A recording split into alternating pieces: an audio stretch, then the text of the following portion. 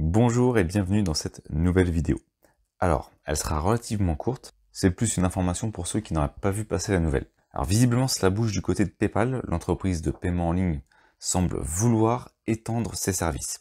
Et ça va pouvoir nous intéresser au niveau de la bourse. On peut déjà acheter ou convertir de l'argent de son compte vers une monnaie étrangère avec PayPal. Par exemple, si on souhaite convertir ses euros en francs suisses car on a une confiance limitée dans la monnaie européenne, il est possible de le faire directement sur son compte pour conserver plusieurs devises en prévision par exemple d'une baisse de l'euro vis-à-vis du franc suisse.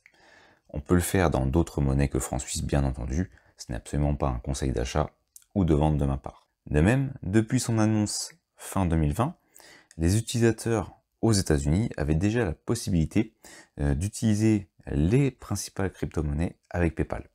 Et depuis le 23 août 2021, ce sont les utilisateurs du Royaume-Uni qui peuvent acheter, stocker ou même vendre du Bitcoin, de l'Ethereum, du Litecoin et du Bitcoin Cash.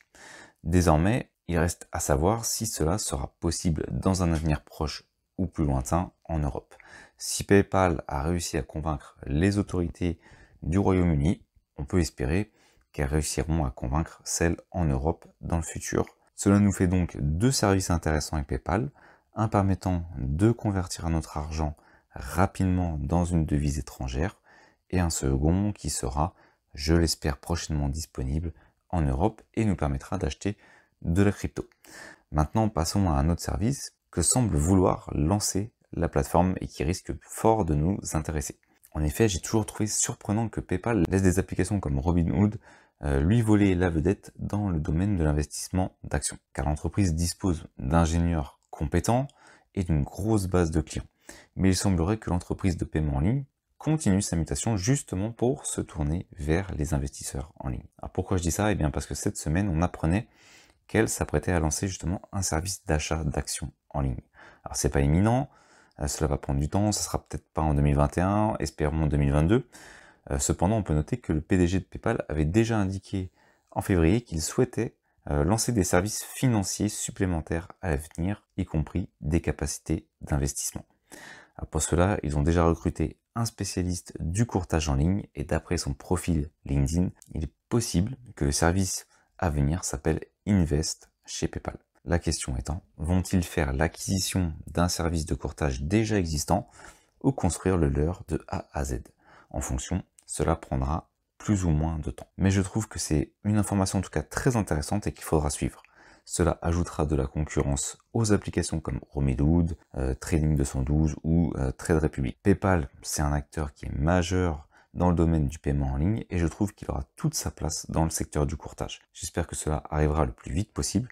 Comme je l'ai déjà dit, je suis même surpris du retard qui a été pris par l'entreprise.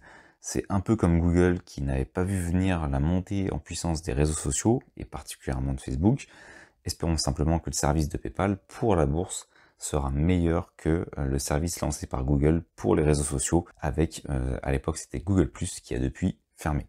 Mais bon, personnellement, j'ai confiance dans l'entreprise, j'apprécie PayPal, donc s'ils développent le service, je passerai probablement par eux pour une partie de mon courtage. Et vous, qu'est-ce que vous en pensez? Est-ce que vous pensez que vous allez utiliser PayPal lorsqu'il lancera son service de courtage?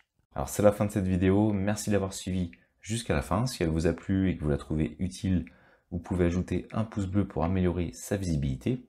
Et abonnez-vous à la chaîne pour ne rien manquer des prochaines vidéos. Vous pouvez également répondre à la question du sondage qui se trouve dans la description et elle permettra de déterminer les prochains sujets qui vont être évoqués sur la chaîne. Merci et à bientôt.